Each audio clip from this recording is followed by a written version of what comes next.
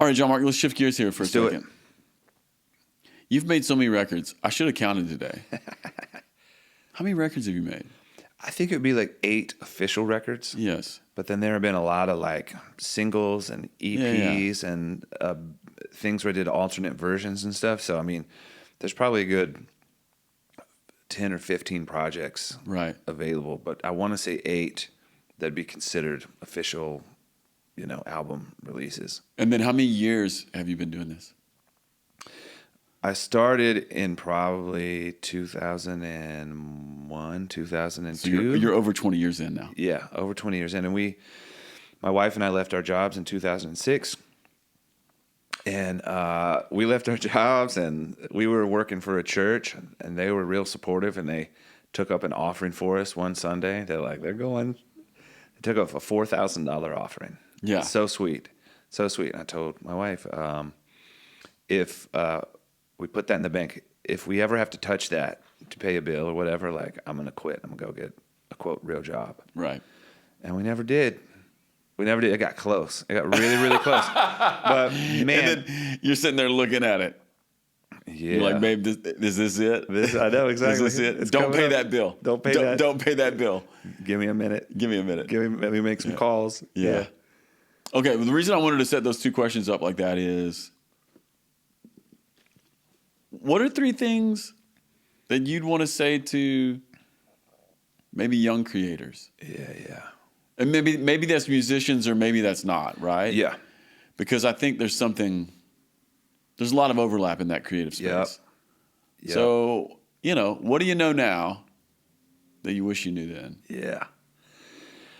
I think what I wish I'd have had more confidence early on. Okay. I think I made a lot of decisions based out of maybe a little bit of fear. Okay. And I also wish that I had known that it was going to be, it went by so fast. It's sort of funny. It was very short, but actually, if I'd have played the long game, I would have got where I needed to go faster. It was always like, you got to do this thing. You got to do this thing. And I always felt like I need to get my music out because, especially, it's changed so much, but because everything is out there, you're not like going to do anything that shocks or surprises anybody today. Because everything is happening all the time. But I remember thinking, I'm doing the new thing. If I don't get it out in the next few months, someone else is going to beat me to the punch. And I can't say... That's a hard thought, isn't it? Yeah. And I feel like I rushed through some things and I made some bad choices. For instance, Economy album is a great album. It's a really great album, but it's like 2 tracks away from being the album it should have been. And I was working with the best team. I was like, I got to get it out because I got to do the tour. Everyone's got to know that I did. And it's like, none of that matters. None of that matters at all. Like what really matters is being able to make a long-term connection with another human being, right? That's really what matters. I think that's what I would say to creators today, whether it's like you're creating on TikTok or you're composing music. The one constant factor that doesn't change is long-term success depends on your ability to make a heart connection with another person. And that is, by definition, the long game. It is. The long game. Yeah. And so, like, I see people on TikTok blowing up, and it's great. But I'm like, are you, like, you're piling up these numbers, but are you really making a connection with a person? Are they going to remember you in 5 years? And if so, why? Why are they going to remember you? And so, like, are you just doing this just to sell, I don't know, whatever it is you sell, like, and I'm not even saying that's a bad thing, but it's one of my issues with social media is like you build up this big platform, but are you really making a deep connection with other people? If you make a deep connection with other people, the platforms can go up and down. They can change. They can move from one to the next. But like, especially in the streaming world, it's like I need people to want to listen to my song year after year after year. That's the only way you can make a living. And so why is someone going to listen to your song year after year? It's not because you got featured on a trending sound. Yeah, that's so temporary, right? So temporary. And it's it wouldn't... we'll take it. Yeah.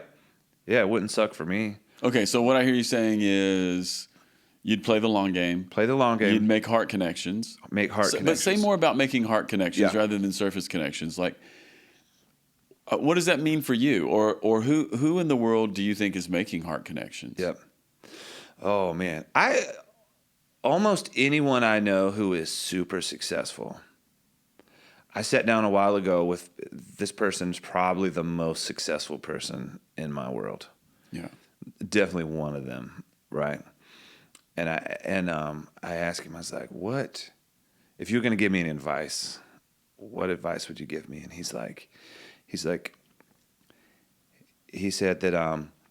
said how you play matters, though how you perform matters. He's a performer, not a worship leader, but he's a performer. And he said, but what matters more than how well you play is your ability to let these people into your world. He's like, what are you going to say that's going to open the door and let people in? Because especially these days, there's so much music. Like, why are they going to listen to you? And I think that people listen to you in one sense because they see themselves in you. And that comes from vulnerability. And I think early on, and this is the other thing I tell myself early on, is that I was trying to be someone I couldn't actually be. I wanted to be like in perfect shape. I wanted to look like a rock star. I know that sounds really weird coming from a person who grew up playing worship music. You know, maybe, but we do kind of think that way sometimes. Yeah. We want to be successful. We want to be honored. We want, right? And so I think there was a point when I thought I need to be spectacular. But that actually worked against me because I don't think people want spectacular. They want to see themselves in you, and they see themselves in you when you let some light shine through the cracks. I'm not talking about being a train wreck. I know people who've done that too. And you get a lot of attention as a train wreck, but that you're not making a deep heart connection as a train wreck. But allowing some of the things about yourself that you don't love, incorporating that into what you do actually opens up the door because people aren't perfect. And when they see those imperfections in you, I think psychologically you'd call it your shadow. It's the part of yourself that you don't want to admit is part of you. Yeah.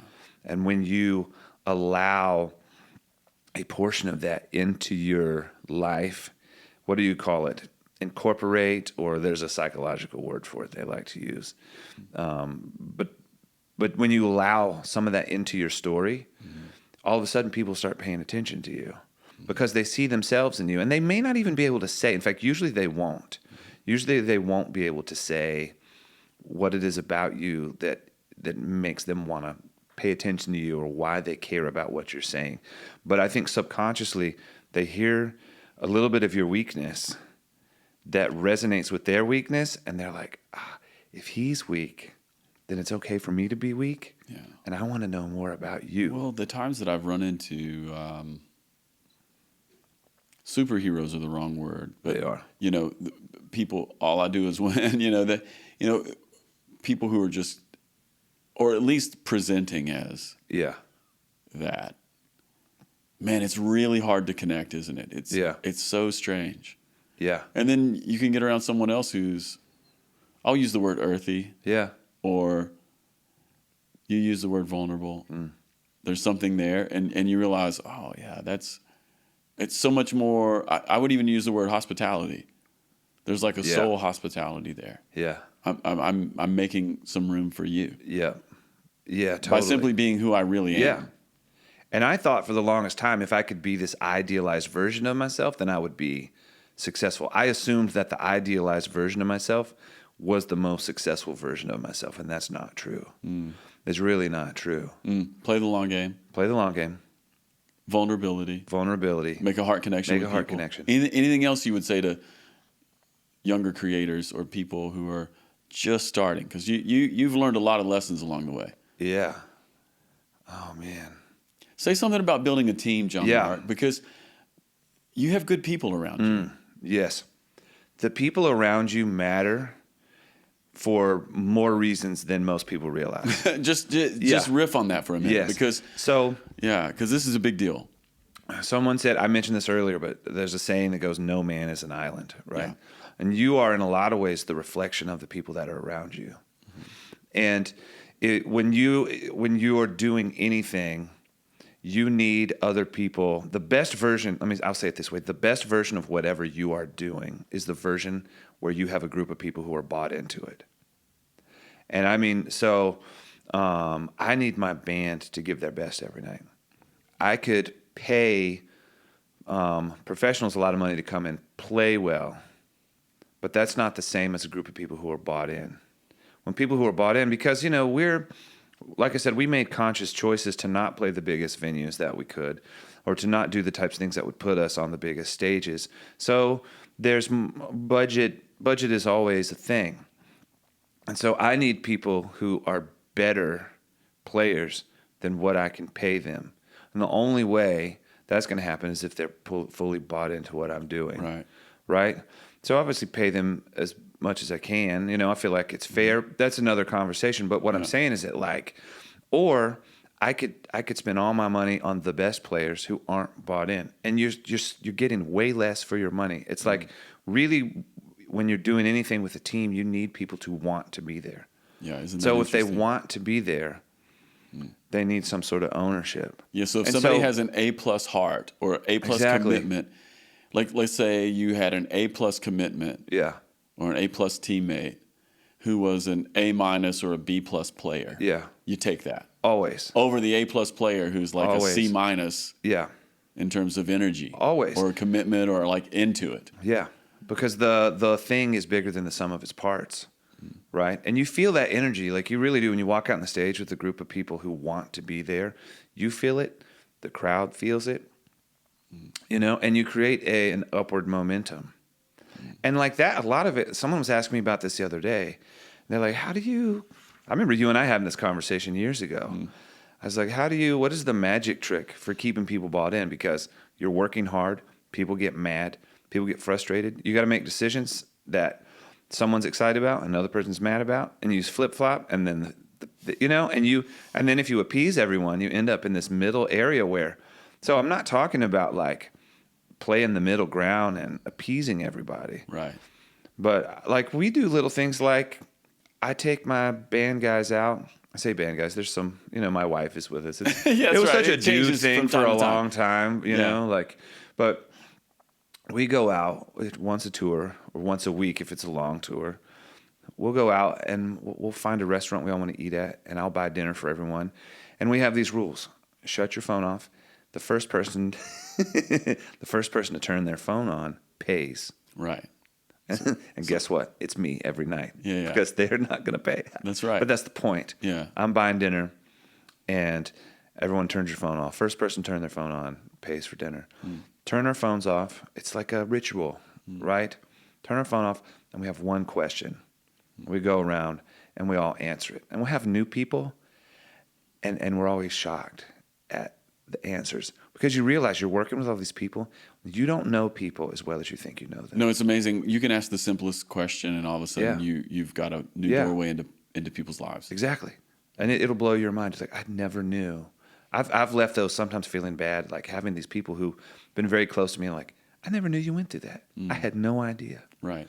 And so it's like creating, if you're talking about a team, that'd be one thing I would have done early on, is create some rituals, create some opportunities, play moments for them to develop some ownership, so it's not all about me and me talking all the time, me being the thing all the time. I love that idea of ritual. This is something I didn't catch early on. What I do is very different than what you do.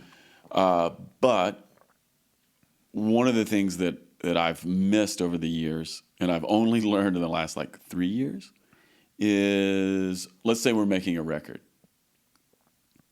There should be some moment that starts the making of the record. Like, make the moment that makes the start of making the record. Yeah. At the end, make the moment that finishes making the record. Call the room together. Acknowledge it. Let people talk. Let people have it. You know what I'm saying? Putting those markers in the ground is really, really a big deal, and it helps build on-ramps for people. You learn things you didn't know. Yeah. And I was completely not aware of that. Yeah. And I had to see someone else do some of this, and I'm like, I'm such an idiot. There was all those moments that were missed through years. Yeah. And it was just missed because I wasn't looking. Back to what we were talking about earlier. Deep magic. I was just working on surface magic. Yeah. There's all this deep magic, and it's not coming to the surface because Yeah. No one's pausing. We just keep pressing on. Well, one thing I learned about doing a show from watching other people do a show that I think really is a good metaphor for this in everyday life is this idea of highlights, where people don't remember a whole thing. People remember little moments. And so I remember a friend telling me, he's like, you don't have to make your like show from beginning to end like mind blowing. He's like, you just need to be above average, and then you need to create moments that are mind blowing. Right. He's like, because no one can just be mind blowing from beginning to end, and that doesn't exist anyway. You remember these little distilled moments in time, Right. and so you obviously want to do a good job. But it's the same with people. Like we go on a tour, and we come home, and you have a handful of memories, moments. The same with your family. You live all this life, and you have these moments. So when you can curate those moments, you create shelves for people to hang meaning on, and when you develop meaning together, it creates a strong bond. Well, It makes a strong bond between humans, right? Between people. yeah, and having you say that reminds me of something. This would probably be like 2005. Yeah. Eric and I, Amanda was there too. Some of our best friends, right? Yeah. We had gone to see U2 in Chicago. And I mostly don't remember the night, but I remember two things. Number one, I remember Kings of Leon opened, and it was the most, like the kick drum nearly shook my liver out. I remember that. We all remember that. Yep. And the second thing I remember is at one moment, a song is landing, and Bono says, he says something to the edge, and I can't remember what he said, but basically what he was saying is, keep this going. Yeah. And then Bono stands out on the edge of the stage and he sings, great light will break out in this city. A great light will overtake us. And then he gets the whole room to start singing, great light will come to this city. Great light will overtake us. And I remember thinking, I know what you're doing. No one in this room knows what you're doing right now, but I know what you're doing right now. And he got the entire stadium to start shouting, great light will break out in this city. Yeah. And I was like, what just happened here? What the heck just happened here? Yeah. And we went home, and I remember it. Yeah. This has been over 20 years ago now. Wow. Almost 20 years ago now. But it's just to your point. Yeah. Moments. Highlight is almost not the correct word because it's so much more than that, right? No, but he was aware, but something was available in that moment in the room. He went there. He's like, yeah. He pulled it out. He acknowledged it. We all got to enter in it. And now, 19 years later, 18 years later, I still remember it. I still remember the lyrics. Yeah. It's imprinted on you. Yeah. Yeah. How? Yeah. Man. Let me shift gears again. I think it was last week. I was like perusing YouTube, and Conan, he was interviewing like the surviving members of Nirvana with Steve Albini. Oh my gosh. I've heard about this. I haven't watched it yet. It's insanely good. It's just like insanely good, right? Yeah. But in classic Steve Albini form, he's wearing his coveralls, which is his way of, I think, I've never heard him talk about this, but I think this is his way of saying music is work. Yeah. Like when he goes to the studio to begin tracking, he puts coveralls on. It's so strange in some ways. Yep. But I think what he's saying is music is work. But some of what we've been talking about is it's magic. Yeah. How does it feel to you? Like if you're writing a song, and I think I know how you're going to answer this, but we're getting at the same thing 100 ways here. Like when you're writing music, or if you're in the studio recording music, or if you're here in a few minutes tonight, you're going to play music. Yeah. Do you feel like you've got the coveralls on? This is work, or does it feel like magic, or is it all the same? It's work until it's not, and there's a magic in the work, and that's maybe a little bit different. There's a magic in the work in that I can settle my brain into it. I can go to work and I know what I have to do, and then there are those moments when, and it's always fun when you're not expecting it. You work all day and you show up and then you play that first note and you're like, oh, I forgot. I was just working. And then it goes from work to not work. It's like sitting in a room by yourself and like one of your favorite people just walks in and all of a sudden the room is a different room, right? And it's sort of like when you're writing a song and like you get a chord and you got a couple of chords, you got a lyric and you got a couple of lyrics, and you got a melody, and it's just normal, and then it clicks, and then it's not normal. Maybe it's like being in love, you know? It's like, it's normal. I have these relationships with my friends, but then I have this person that like, it's not the same. And I don't know. I know how to talk about it, but I don't really know exactly what it is that is so much more. It's like, it's the same, but it's not the same, right? And that's how I feel about music. It's like you have all these little pieces, strings on a guitar, right? Like voices, and by themselves, it's like nothing. And then when it all hits at the same time, it's like, it's something else. I love that. I live for it. I love that. And you just do the work until the other part happens. You do the work, yeah. I think some of it is it's a combination of doing the work and then leaving a space for that other thing to happen. I think there needs to be an expectation. But you can find fun in the work, too. We talk a lot about, I'm trying to remember who I have this conversation with. Jacob Early produced a lot of my recent music, and we talk about being a farmer versus being a cowboy. And say more about that. Well, there are artists who are like farmers, and there are artists who are like cowboys. I can't remember where we got this from. Probably somebody famous. Probably Daniel Lenoir or something. But a cowboy goes from town to town, you know, makes a big stir, does something wild, and then leaves and does something else. Beck, classic cowboy. He's like, I'm gonna rap. It's gonna be good. It's gonna be weird. Then I'm gonna do a string album with my dad, who writes for the, you know, classic Hollywood symphonies. Like, then I'm gonna do a punk rock album. He's like, you don't know what you're gonna get, you know. Yeah. Then I'm gonna do another kind of electronic album. It's largely in Spanish, and I'm gonna, and you just don't know. He's a cowboy, right? A farmer is like Bob Dylan. Bob Dylan's kind of a cowboy too. Yeah, he went electric. Maybe that's not a good example. Yeah. But Johnny Cash, he's going to do relatively the same thing over and over. He's going to find the sweet spot, and he's going to get better and better and better. Every now and then he'll be a cowboy. But he's kind of a farmer, you know. So the difference between a cowboy and a farmer is the farmer finds that life in the everyday, just finding the sweet spot and making it better. And the cowboy's like, I'm going to shake stuff up. I'm going to roll into town and kick stuff over. And it's fun to be both types of artists. I feel like as I get older, though, the farmer is more and more attractive to me as a lifestyle. Right. So it's hard. When you're a cowboy, people want to shoot you.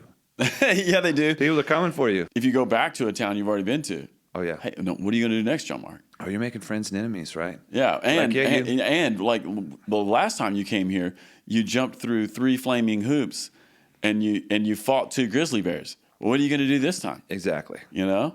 Kill 4 grizzly bears. Yeah, what is like, it? What is it yeah. today? What is it today? All right. Shift gears again. Yeah. What's the best part of touring? The best part of touring is, man, it's like Japan. It's the people. Like the people in the band? It's the people in the room? It's the people in the band and the people in the room. It's the guys. I keep saying the guys, but my wife is with us too. Yeah. It's the people on the bus, in the van, on the airplane. And both times in this little moment that we've been sharing together, both times that you've said it's the people, you've gotten emotional. Yeah. What's that about? Is that just a now moment? I don't know. I think it is. I mean, when we started this, Yeah. I just asked you what I thought Yeah. was a benign question about Japan. You said it was the people, and you got tears in your eyes. I think as I get older, I think that musically, watching the response to the people has become more exciting. Like, I'm more excited to see what happens with them when I sing a lyric than how I feel when I sing the lyric. But I think I'm just, okay, let's get real theological here. Let's do it. Jesus when he was tempted in the wilderness. We talked about that earlier. If people didn't catch that, Yeah. make bread was the first temptation. Be a spectacle was the second temptation, right? Like jump down and let the angels catch you. And the final one was what was the final one? Oh, worship Bow me down and to me. I'll give you power, right? What's interesting, Jesus didn't do any of that stuff in the wilderness for his own well-being, but then he did all of it. Makes Right. bread for the people. Makes bread for the people. Jump down and see if I'll catch it. Well, he allows himself to be killed, He gets taken down. Exactly. It says, worship me and I'll give you, right? But he, but he doesn't. But he still, he has influence. I mean, if you're going to get wild, you think about how many years later the Roman Empire is calling themselves a Christian empire, right? Right. That Jesus does all the things that he won't do for the devil. Or for himself. But he'll do it. John Mark, I think that's the deep magic, isn't it? Yeah. I think that's the deep magic. He won't do it for himself because that's the devil. Yeah. But he'll do it. Yeah. Amen. Amen. He'll do it for you. I had to say it out loud because it's a podcast. You It's wouldn't okay. have heard me. Yeah. Yeah. I'm going to say it one more time. Do it. Say it again. He won't do it for you. He won't do it for himself because that's the devil. But he will do it for you. Amen. That's the deep magic. That's the deep magic. Well, hey, listen, we're not going to say it better than that. Man, that was a great podcast, Jam. Woo! Woo! I feel that. All right, everybody. That was deep magic. Peace.